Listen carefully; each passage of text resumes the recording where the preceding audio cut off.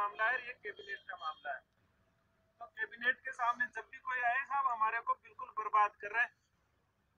और रवीश कुमार रात दिन इस मामले में मैं देखता था कि एक बार नौकरी सीरीज चलाई थी जिसमें बहुत इस मामले को उठाया भी था खूब ज्यादा। तो इस इश्यू को उस तरह से लेना चाहिए। और दूसरी बात मैं ये कह रहा हूँ कि इस पे जो जो चोट जो हम करें वो एक साथ साथ में ये भी चोट करें कि आरएस की और भर्ती परीक्षा आप चाहो जो करो, ये राज्य की सर्वोच्च परीक्षा है। चाहे तो 100 पद खाली रहे, चाहे 50 खाली रहे, चाहे 20 खाली रहे, लेकिन ये हर साल की साल भर्ती हो और इसकी जो अब तक की प्रॉब्लम आई आप एक बार में निपटारा कर दो। ये हम जब मूल बात की बात करेंगे तो ये भर्ती परीक्षा तो वैसे भी, क्योंकि अभी तो इसमें कई मुद्दे हैं। आप यहाँ बैठो और ये लोग सुन रहे हैं तो कई मुद्दे हैं। अभी तो 2% 3% का मामला है, उनका रिजल्ट आएगा, फिर 45 दिन का नियम है। अभी शायद 3-4 दिन पहले 40-45 लड़कों को और पास किया था, उनको ले जाकर के फिर एक कोर्ट में लगा दो। तो ये तो वैसे ही मैं आपको बता दूं कि 29 जनवरी को ये भर्ती परीक्षा किसी भी स्थिति में नहीं होगी। ये तो मैं टेक्निकल रूप से अच्छे से जानता हूँ। आप बैठे रहोगे तो एक दूसरा इतिहास और लिख रहे हो आप।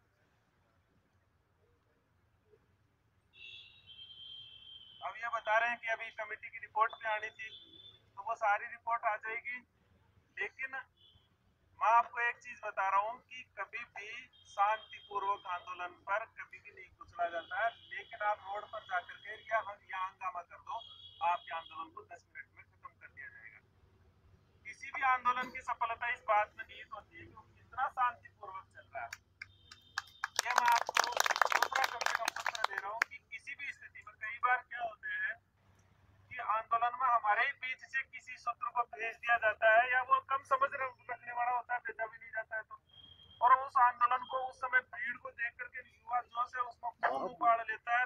कई बार हम बहुत जबरदस्त वो उत्साह में आ जाते हैं और कई बार ऐसी चीज कर डालते हैं कि चलो हम तो रोड बंद कर देते हैं, फला कर देते हैं। आप मानो कि राज्य से टकराने की हिम्मत मैं आपको बताता हूँ कभी करने मत लेना। राज्य बहुत पावरफुल होता है।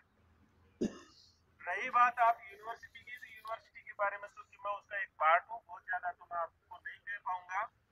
लेकिन मैं इतना जरूर जानता हूँ यूनिवर्सिटी के मामले में कि ये विश्वविद्यालय छात्रों का है। इस विश्वविद्यालय के छात्रों में कहीं ये नहीं है कि ये बाहर का है अंदर का है। जो भी विश्वविद्यालय के परिसर में है वो सब यूनिवर्सिटी के छात्र हैं।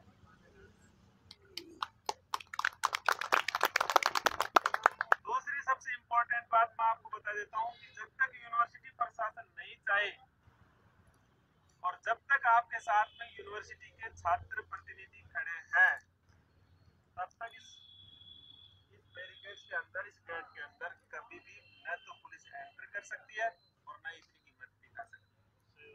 इसलिए आप सबसे सुरक्षित हो। फिर भी किसी आंदोलन के 2-3 होते हैं कि प्लान ए और प्लान बी और प्लान सी, जिसकी चर्चा को अपने रूप से मैंने अभी की है। आप किसी भी स्थिति में इस बात को नहीं समझे कि कभी भी किसी स्थिति में आंदोलन को कुचल दिया जाएगा। जो आंदोलन का नेतृत्व कर रहे होते हैं उनके पास प्लान बी भी होता है और उनके पास प्लान सी भी होता है, लेकिन वो आपको बताएंगे नहीं। वो जैसे ही कोई विशेष परिस्थिति होती है तो प्लान बी पे ट्रांसफर हो जाता है, और उससे अलग होती है तो प्लान सी पे ट्रांसफर हो जाता है। डेमोक्रेसी में अपनी आवाज उठाने का अधिकार आपका है। और मुझे लगता है कि कई बार बात जब आमने सामने किया जाए कि तिथि बढ़ना तो बात की बात है, पहले तो अधिकारों की बात होनी चाहिए कि हमारा विरोध का अधिकार है या नहीं है। बहुत अच्छी बात, धन्यवाद सर। आपसे अंतिम तौर पर ये कहूंगा कि आरएस के विद्यार्थी हो, इस देश के संविधान और लोकतंत्र की सबसे अच्छी समझ रखने वाली युवा पीढ़ी मानी जाती है। आरएस का तैयारी करने का मतलब होता है कि एक बहुत अच्छे व्यक्तित्व का निर्माण होना भी, और दूसरों के सामने अच्छे उदाहरण प्रस्तुत करना भी।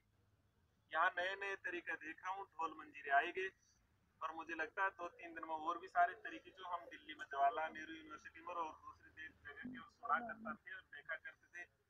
मैं तो यही मानूंगा राजस्थान यूनिवर्सिटी इसी बहाने एक आबाद होगा। लोकतंत्र बहुत नए तरीके से यहाँ देखने को मिलेगा। हम लोगों को सिखाएंगे, शांतिपूर्वक तरीके भी बताएंगे। आज शायद यहाँ सर्दियों में सोने का जो है हो सकता है